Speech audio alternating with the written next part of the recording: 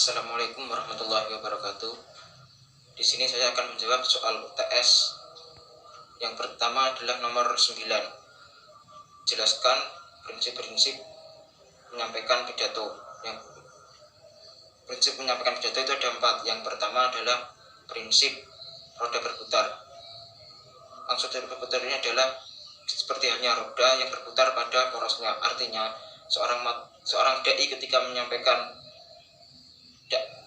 pesan dakwahnya panjang lebar, boleh saja panjang lebar, akan tetapi harus berfokus pada satu aspek tema, yaitu inti tema tersebut, tidak boleh melebar dari satu tema. Kemudian yang kedua adalah prinsip akar tunjang. Sama halnya seperti akar di dalam pohon besar, itu pasti ada akarnya yang bercabang-cabang, tapi bertumpu pada satu akar yang besar. Nah, artinya seorang dai ketika menerangkan pesan dakwahnya itu boleh berakar-akar, boleh bercabang-cabang, akan tetapi harus fokus pada satu tema tersebut, tidak boleh keluar dari tema. Kemudian yang ketiga adalah prinsip bungkus. Bungkus di sini maksudnya adalah merapikan hal yang berserakan. Ini sama halnya dengan seorang dai ketika menyampaikan pidatonya itu harus, meskipun panjang lebar kesana kemari, tetapi akhir dakwahnya itu harus menyampaikan kesimpulan agar para mat'u atau audiennya dapat memahami isi pesan dari dai tersebut.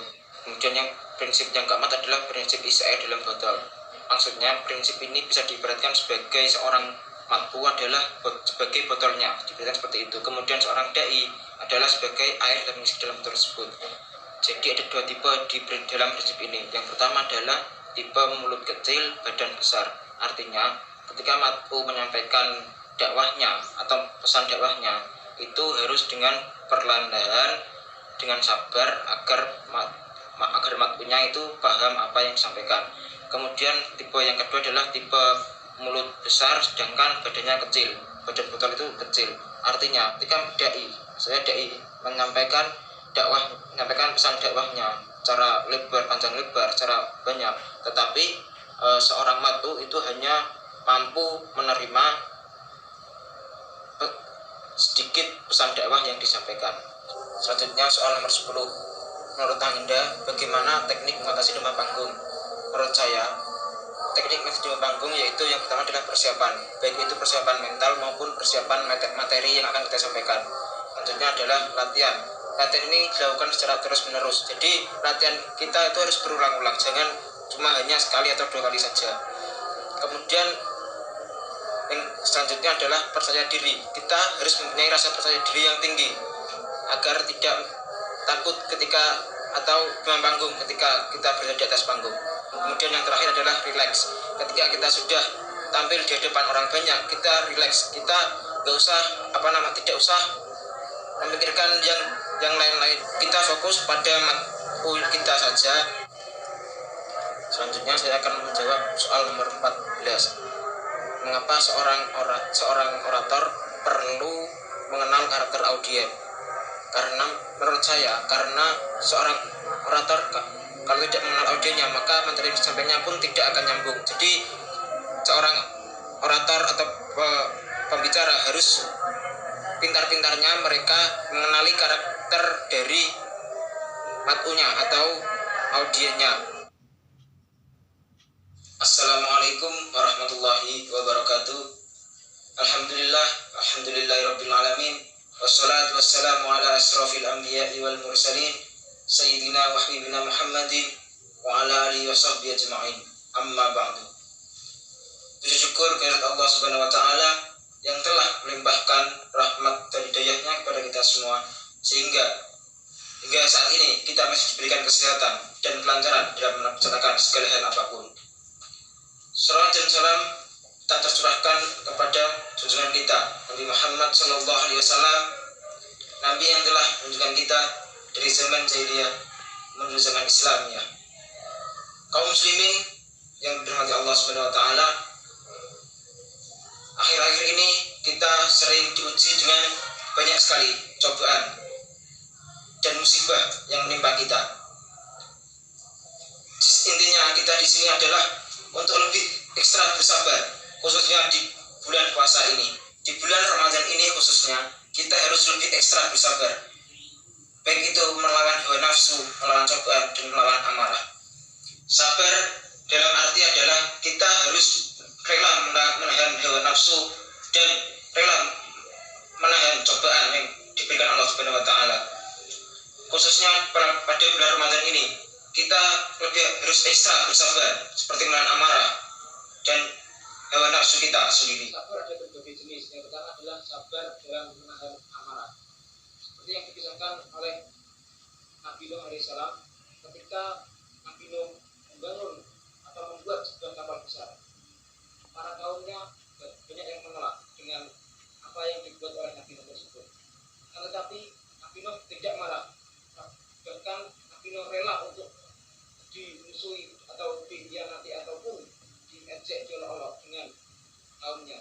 Itu adalah contoh bentuk sabar dalam menahan amarah. Kemudian jenis sabar yang kedua adalah sabar dalam menahan hawa nafsu.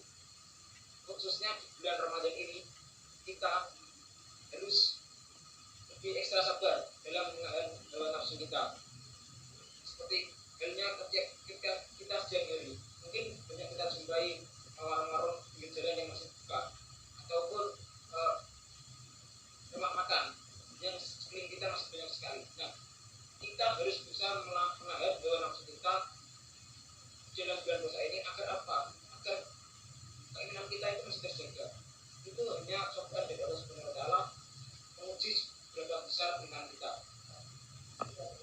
Kemudian sabar yang selanjutnya adalah sabar dalam menghadapi cobaan.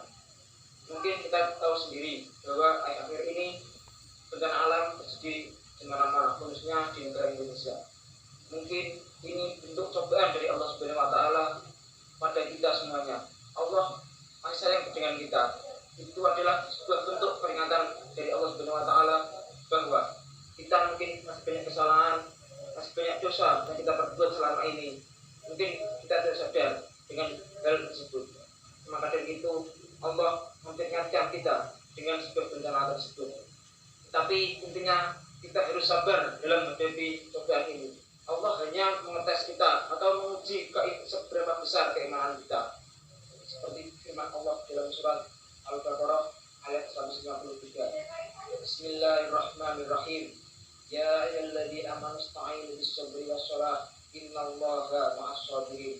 Yang artinya, hai orang-orang yang beriman, jadikanlah sabar dan salat sebagai penolongmu. Sesungguhnya Allah menyertai orang-orang yang sabar. Maksud dari ayat tersebut adalah bahwa Allah akan menyertai orang-orang yang sabar. Kita kalau mampu sabar dari awal sampai akhir, insya Allah akan selalu bersama kita. Allah tidak akan meninggalkan kita detik pun. Allah akan selalu bersama kita dimanapun kita berada dan kapanpun hingga akhir nantinya. Hadirin muslimin muslimat rahimakumullah, mungkin ini yang dapat saya sampaikan pada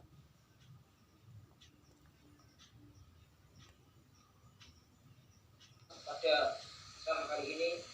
Intinya adalah kita harus lebih ekstra sabar, khususnya di bulan-bulan Ramadan ini.